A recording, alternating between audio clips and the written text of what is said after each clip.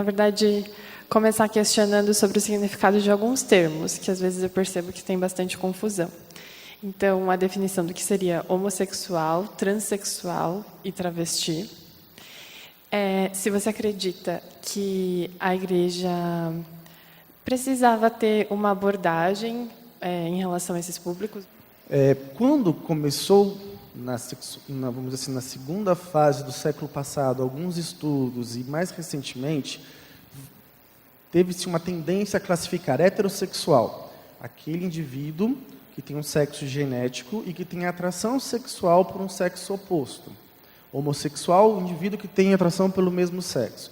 Bissexual, o indivíduo que consegue ter atração por ambos os sexos, o igual e o diferente.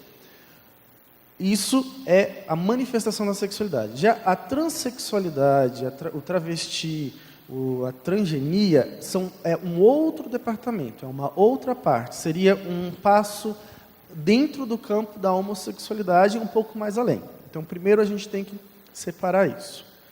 Segundo, a questão de como a igreja, ou como vamos lidar como igreja com esses assuntos. Primeira coisa, eu vou trazer alguns dados que eu acho que vão chocar a gente enquanto cristãos. A homossexualidade nunca teve esse boom, ou nunca aumentou na face da Terra. Nós temos uma prevalência, vamos dizer assim, disso, de 20%, 20% a 25% em determinados grupos. E isso é constante.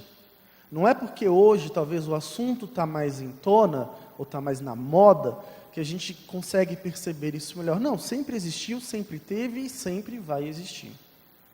Segundo, dentro do meio evangélico, do meio cristão, ela é um pouco mais presente.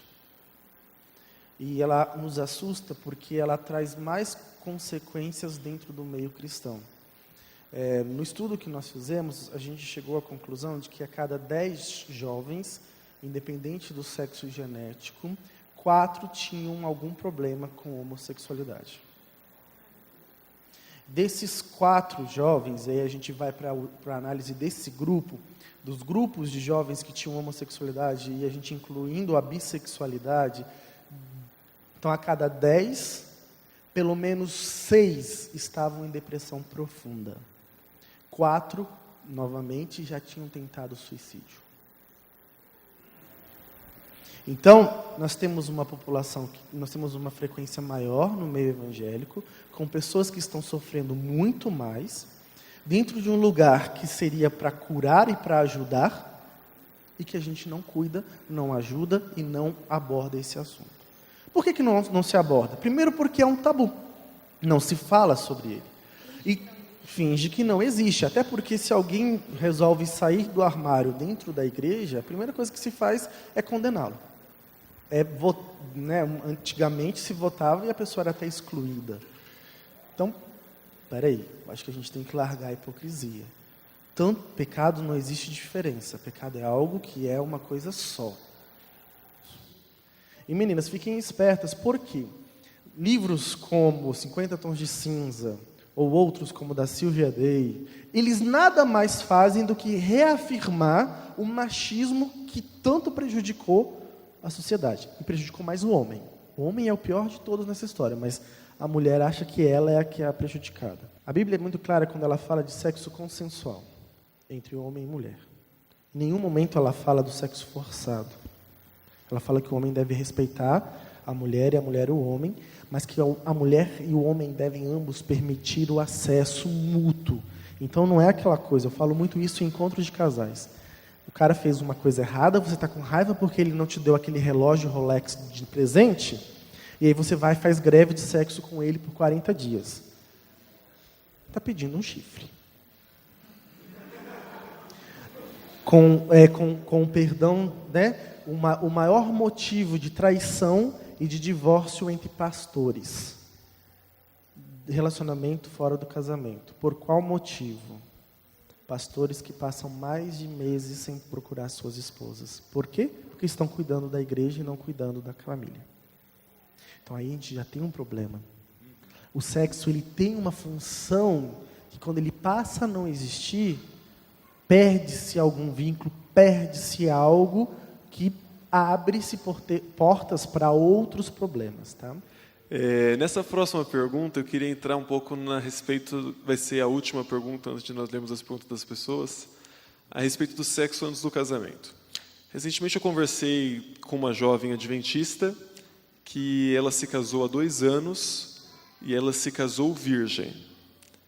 E já com 2 anos de casamento, ela vem experimentando uma incompatibilidade sexual, tanto no sentido de carícias, quanto no sentido da frequência com que eles têm relações.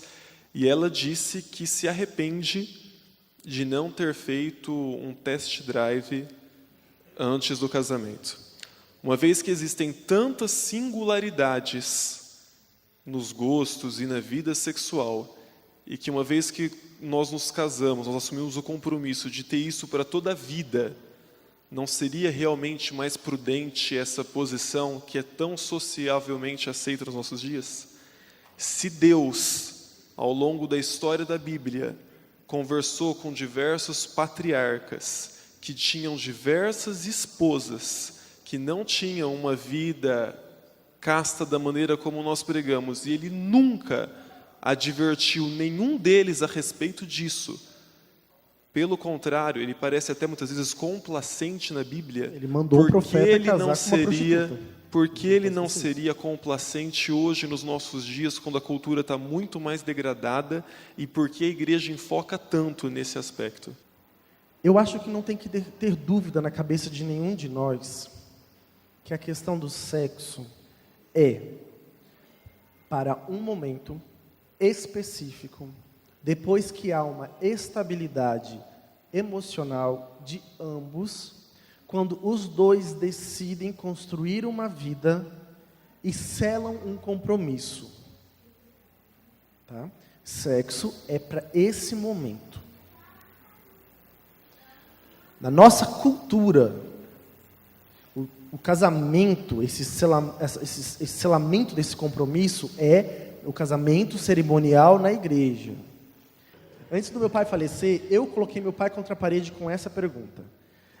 Ô pai, então quer dizer que o casamento eu posso me juntar com uma pessoa e morar junto com ela e eu estou casado com ela? E aí eu já tinha a segunda resposta, lógico, na cabeça, mas esperei meu pai responder, aí eu falei assim, Isaac foi assim. Abraão foi assim. O único que conheceu foi enganado 7 anos. E aí? Então vamos lá. A Ellen White, né? Então vamos ressuscitar a Ellen White para poder conversar com ela. A Ellen White é muito clara sobre quando ela diz que o sexo tem que ser depois do casamento. Mas que o sexo tem que ser depois do casamento. Mas ela não fala sobre a cerimônia religiosa. Mas ela fala que esse compromisso tem que ser selado com Deus. E a igreja, então, arranjou um meio, né, de dizer esse compromisso e de selar esse compromisso com a cerimônia de casamento pública. Por isso, culturalmente, nós não nos juntamos. Nós não nos juntamos. Mas já existe o entendimento e a maturidade que um casal que não queira fazer a cerimônia, mas que queira se juntar e começar a viver junto, pode, numa cerimônia simples, reservada, desde que tenha o casamento civil. Então não tem obrigação de fazer o casamento, tá? Mas tem obrigação de selar esse compromisso perante Deus.